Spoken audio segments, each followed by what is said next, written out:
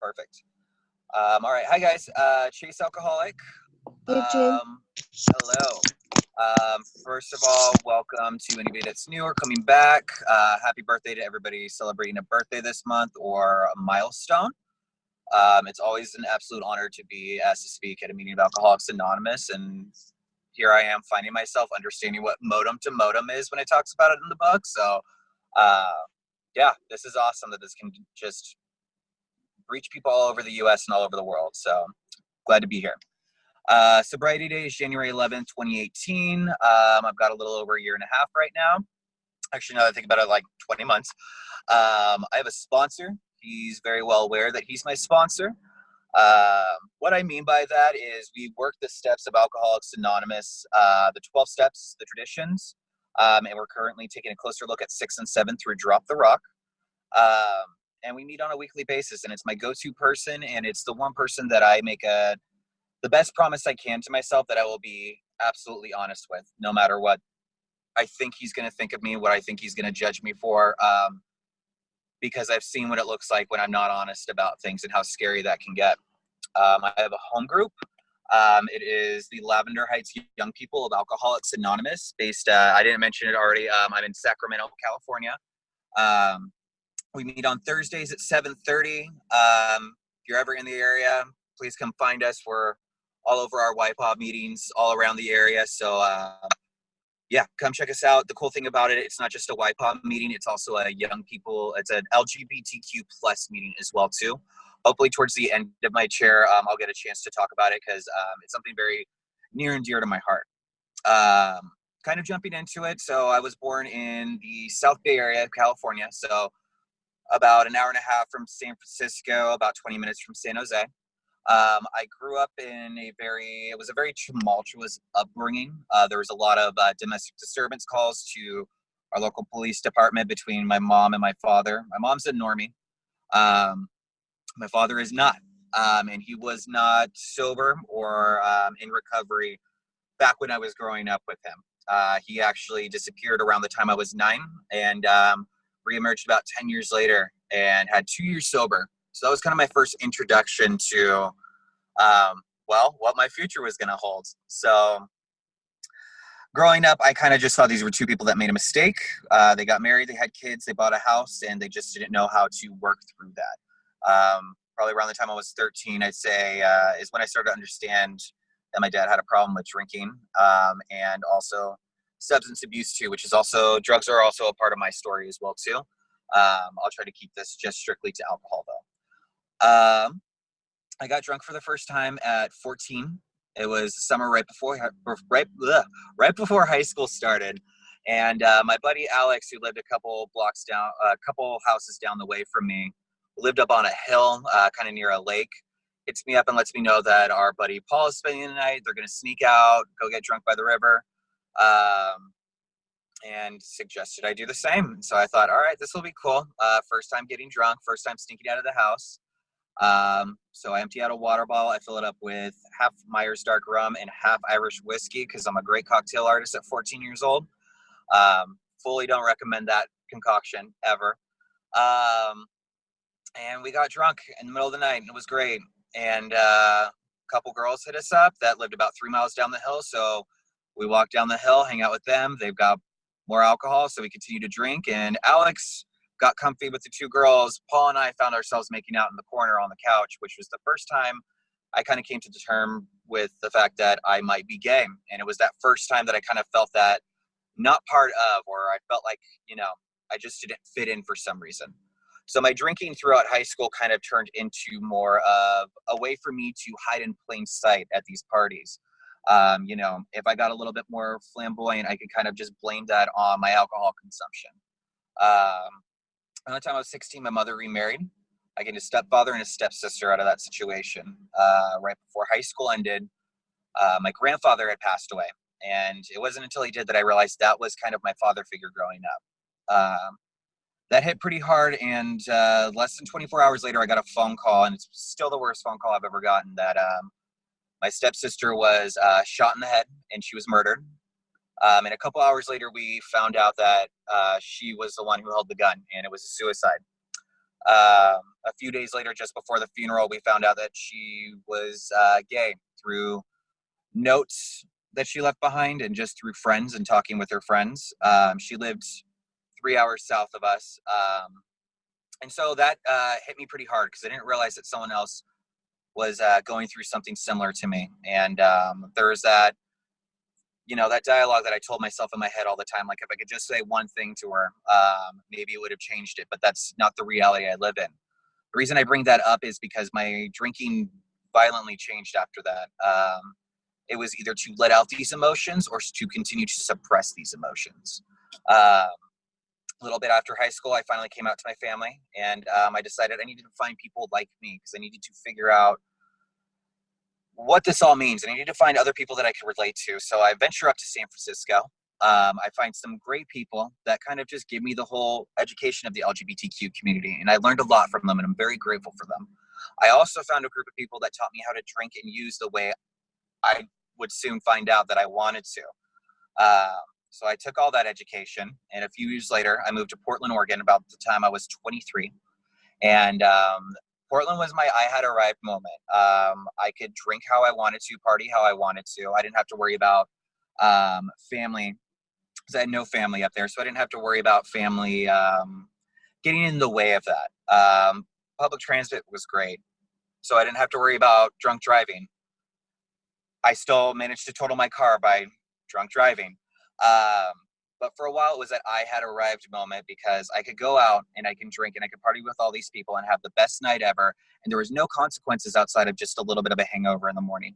I was still showing up to work on time. I was still a good employee. I was still a good friend, a good lover. I was still a great roommate, until I kept trying to chase that perfect night. The book talks about the insanity of trying to control and enjoy our drinking. I can't enjoy my drinking if I'm controlling it, and I can't control my drinking and enjoy it at the same time either.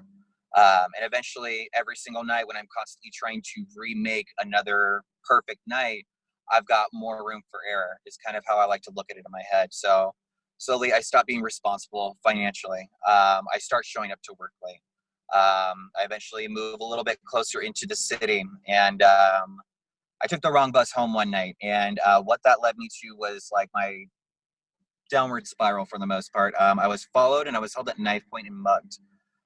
There was some sexual assault involved with that, and where I look at my step one comes a lot from the moment of when I got home that night, and it wasn't that I needed to report this to the police or go to the hospital or tell a friend what just happened.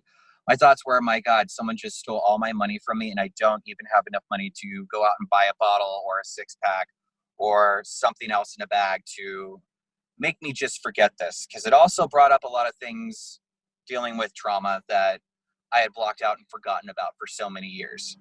I eventually sought help from somebody at my job. I worked in a brewery, so I got plenty of free beer.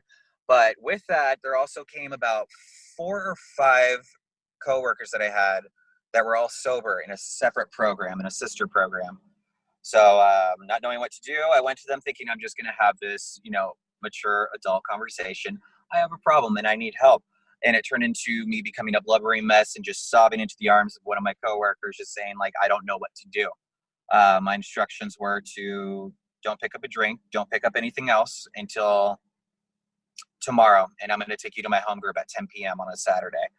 I went, and there's plenty of different 12-step fellowships, and I've found that the love is all the same in the rooms, and it really creeped me out the first time because people are just saying they were so happy to see me there, and they were giving me hugs and giving me their numbers, and it just seemed like such a weird concept to me, and I didn't stick around. I spent about 47 days dry, but what did stick was that unconditional love I felt from those rooms.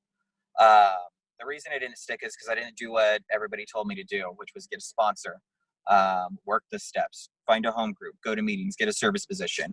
I lied about having a sponsor. I lied about how many meetings I was going to. And I was reading this book called Alcoholics Anonymous, the same bars I was doing all my damage at. Trying to read this story in the back of the book called Acceptance Was the Answer, because apparently there was something I was supposed to see in the back of that story that I just couldn't grasp that. So much like the whiskey going into the milk, my vodka went into the Red Bull, and it was off to the races from there. And I spiraled out within a matter of 3 months. And it all led me to January 2nd, 2018, where all in a matter of a few hours, I lost my job. My roommate had informed me that I hadn't paid rent in about 3 months, which I wasn't aware of. I thought it was only 1 month. And I was looking at becoming homeless in, the dead of winter in Portland. And, it's not quite like a Midwest or like a New York winter or anything like that. But for someone that was raised in California, like cold and snow is cold and snow. So I got a phone call that day too from my brother, my younger brother, who my family had known that I've been having this issue with alcohol for a while. And what he told me was he bought me a plane ticket for the following Wednesday. And I had two choices. I can get on the plane and move to Sacramento, where my family now resides. And I could start over with the three essentials of food, shelter, and water. And my only condition was that I have to try to get sober. My second choice was to not get on the plane, which meant that I'm no longer allowed to contact my family because they can't watch another one of their children or siblings die. So I chose the shelter, but I spent about the next 7 days basically trying to make a suicide look like an accident through overdosing. And things just stopped working because before that even, the alcohol wasn't covering up the things that I really hated about myself or the situations I didn't want to face head on. So I eventually got on the plane. I flew to Sacramento on January 10th, 2018. And on January 11th, 2018, I woke up sober for the first time, and I haven't looked back since. What that first year was kind of looked like was I got a sponsor. I was kind of thrown into a group of guys by the speaker of my very first meeting of Alcoholics Anonymous. And he just said, every single one of these guys has worked their steps. They can take you through the steps as well.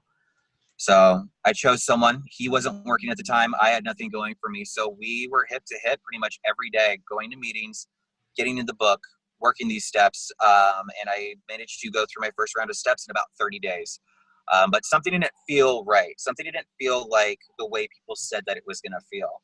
And a big part of that was I left about half the things I needed to put on my fourth step off. And it really ate at me. I went through, I did the amends that I had written down, but there was just something still lingering in the back of my head. And I wasn't sure how to navigate it. And I was afraid to talk to anybody about it. This one particular week, I started going to meetings, and every single topic was about emotional sobriety.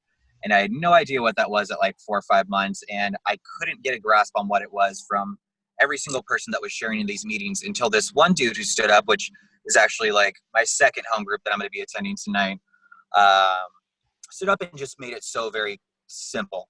And I realized that was something I was lacking, was keeping things simple. So I asked him to sponsor me. We met, and he gave me an option to either just start straight from the fourth step or start from the beginning. And I asked him to take me through the steps again from the very beginning and take me through because I wanted what he has. And that still stands true today. I got to make an amends to my sister that passed away. I went with a buddy to Fresno, California, where she's buried, and I got to make that amends. And part of that living amends is to reach my hand out to anybody in general that's suffering and, might want to hurt themselves, but also to especially show up for people in the LGBTQ community, another tribe that I'm a part of. And so I kind of found myself a little bit after that noticing, I've got all these YPAW meetings, all these young people meetings that I'm going to, and I absolutely love the love in there. And I've got these LGBTQ meetings I'm going to, but neither of them are kind of crossing paths. So I talked with some friends about it, and we kind of band together, and we started the Lavender Heights Young People of Alcoholics Anonymous, which is now my home group. And we just started it just to see if there was an actual need for it in our town. We're very lucky in Sacramento in the sense that there is 850 something meetings going on every single week. So it's not like, it's really hard for you to go an hour without there being a meeting somewhere around you. And it's great.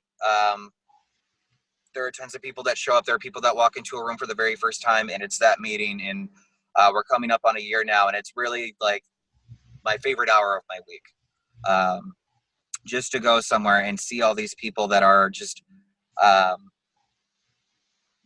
been part of the LGBTQ community within AA, but maybe not have seen like the young people's side of it, and are getting excited about service and are joining local host committees. Like Sacramento will be hosting the All California Young People of Alcoholics Anonymous Roundup in February, and they're getting involved with that.